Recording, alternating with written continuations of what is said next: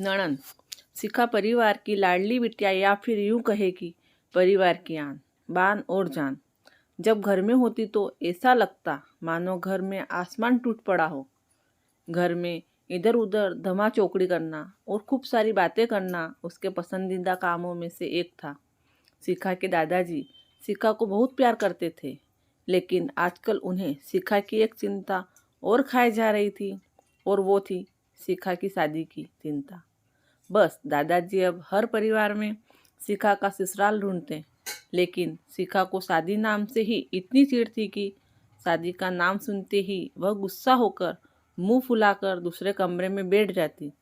खैर, थोड़ी देर में उसका गुस्सा खुद ब खुद उतर जाता और वो वापस अपनी धमा चौकड़ी में व्यस्त हो जाती।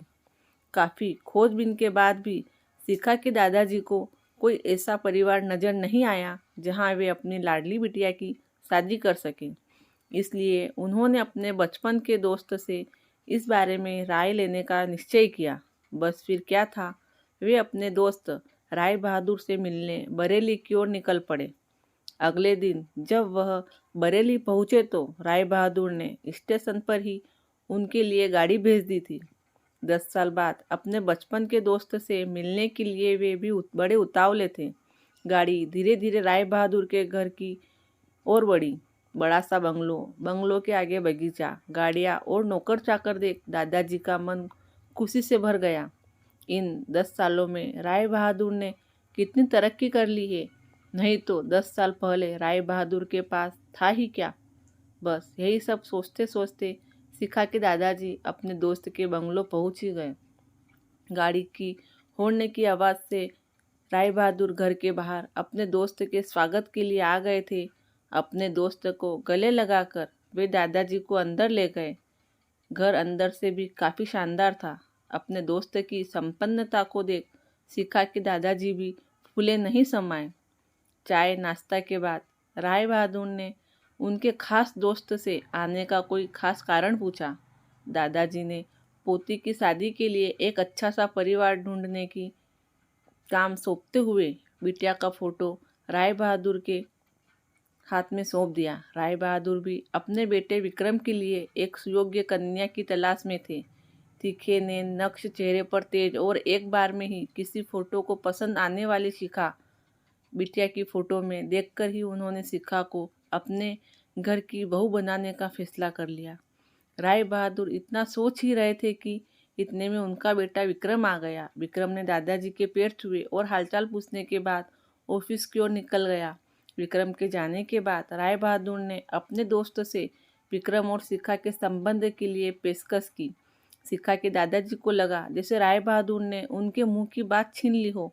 खैर, प्रसन्नता से विदा लेकर अपने घर आने का कहकर दादाजी अपने घर की ओर निकल गए। विक्रम को शिखा बहुत पसंद थी, लेकिन विक्रम की माँ विक्रम की शादी अपने से भी बड़े घर में करना चाहती थी। लेकिन विक्रम के मनाने पर वह मान गई और तय समय पर विक्रम और शिखा की शादी हो गई। ससुराल में शिखा के सास ससुर, विक्रम के बड़े भैया भाभी और शिखा की ही उम्र की एक नणंद थी रागिनी। अपनी शादी की ओर सबका अच्छे से ख्याल रखने के कारण शिखा ने घर में सबके दिलों में जगह बना ली। लेकिन अपनी तमन कोशिशों के बावजूद अपनी सासू माँ का प्यार पाने में असफल रही। वह शिखा के हर काम में कुछ न कुछ गलती निकाल ही देती थी। अपनी शादी की रात को ही विक्रम ने शिखा से साफ साफ कह दिया था कि घर में किसी भी मामले में मैं बिल्कुल नहीं बोलूँगा, ना तो मैं किसी बात पर माँ से बहस करूँगा और ना ही तुम्हारा साथ दूंगा। तुम्हें अपनी समझदारी से ही काम लेना होगा। लेकिन शिखा की लाख कोशिशों के बावजूद भी सासू माँ के व्यवहार में कोई परिवर्तन नहीं आ रहा था। शिखा की नणंद जरूर उसकी माँ से शिखा भाभी के प्रति इस तरह के व्यवहार पर उलझ जाती, लेकिन इससे भी केवल बात बढ़ने के अलावा कुछ नहीं होता। इसी तरह करीब 1 साल निकल गया। शिखा और विक्रम को जुड़वा बेटियां हुई। यह समय शिखा के लिए अग्नि परीक्षा का समय था। शिखा का दर्द शिखा के लिए आंसू बन गया था। ससुराल में शिखा को संभालने वाला कोई नहीं था और विक्रम और उनके पापा ने शिखा को अपने मायके भेजने के लिए पहले ही मना कर दिया था। एक दिन रागिनी कॉलेज से आई तो उसने सभी को कॉलेज के सालाना कार्यक्रम में आने के लिए कहा और यह भी कहा कि कॉलेज में उसकी भी 2 प्रस्तुतियां हैं। इसलिए आप सभी का चलना बहुत ज़रूरी है। खैर, ना चाहते हुए भी शिखा को अपनी दोनों जुड़वा बेटियों के साथ रागिनी के कॉलेज जाना पड़ा। कार्यक्रम की शुरुआत में गीत संगीत में कई प्रस्तुतियां हुई। उसके बाद मॉडलिंग राउंड शुरू हुआ।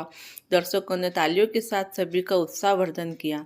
मॉडलिंग में रागिनी ने भी हिस्सा लिया था। आखिरी राउंड में रागिनी के साथ 4 और लड़कियों को सिलेक्ट किया गया, जहां सभी ने जज द्वारा एक एक सवाल पूछकर विजेता घोषित करना था। सवाल जवाब का दौर शुरू हुआ। इसी कड़ी में जज साहिबा रागिनी से सवाल पूछा, अगर घर में तुम्हारी माँ और भाभी में से किसी एक का साथ देना हो तो तुम किसका साथ दोगी? पूरे सदन में खामोशी छाई थी। सभी रागिनी के जवाब की प्रतीक्षा कर रहे थे। तभी रागिनी ने थोड़ा आगे बढ़कर कहा, अगर भाभी सही हो तो अपनी भाभी का। जज साहिबा ने आगे पूछा, क्यों? रागिनी ने जवाब दिया, क्योंकि मुझे भी कल किसी की भाभी बनना है। जवाब सुनते ही पूरे सदन में तालियां गूंज उठी। सभी रागिनी की सोच और उसके सटीक जवाब की प्रशंसा कर रहे थे। रागिनी को विजेता घोषित किया गया। पुरस्कार लेने से पहले रागिनी ने सभी से कुछ कहने के लिए माइक थामते हुए कहा, हर बेटी अपनी माँ से बहुत प्यार करती है और माँ भी अपनी बेटी के दिल के सबसे करीब होती है। इसी तरह हमारे घर की बहुएं भी तो किसी की बेटियां हैं। आज हम किसी की बेटियां हैं, कल से किसी की भाभियां और बहुएं बनेंगी। अगर कल से हमें कुछ दुख हुआ तो हमारी माँ को भी दुख होगा, और इसी तरह हमारे घर की बहू को दुख हुआ तो उनकी माँ को भी दुख पहुँचेगा। और इस दुनिया में किसी भी इंसान को किसी की भी माँ को दुख पहुँचाने का कोई हक नहीं है। इसलिए हर सास अपनी बहू को अपनी बेटी समझे तो आगे चलकर उनकी बेटी भी खुश रहेगी। रागिनी के इतना कहते ही पूरा सदन एक बार फिर तालियों की गड़गड़ाहट से गूंज उठा। दोस्तों, आशा करती हूँ आपको हमारी कहानी अवश्य पसंद आई होगी। पसंद आई हो तो लाइक करें, शेयर ज़रूर करें, और हमारी मेहनत में कुछ कमी हो तो कमेंट में ज़रूर बताएं। यदि आप हमारे चैनल पर नए हो तो हमारे चैनल को सब्सक्राइब करना न भूलें। धन्यवाद दोस्तों।